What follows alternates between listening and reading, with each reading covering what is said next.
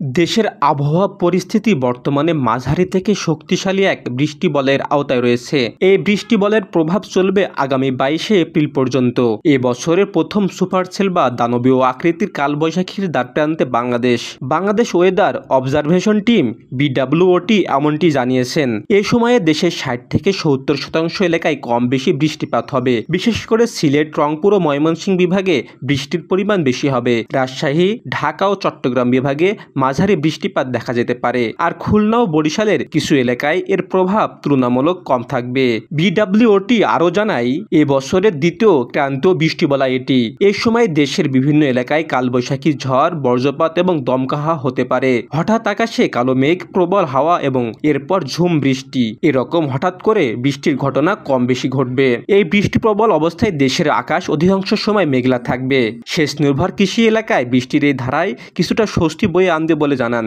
এছাড়া কিছু কিছু জায়গায় বিশেষ করে বরিশাল, খুলনা ও রাজশাহীতে মৃদু তাপপ্রবাহ চলমান থাকবে। পাশাপাশি বৃষ্টিবলয়ের প্রভাবে উত্তর বঙ্গোপসাগরে সামান্য উত্তাল অবস্থাও বিরাজ করতে পারে বলে জানিয়েছেন BWOT। Shafet Hossain Shaon, Voice of tiger.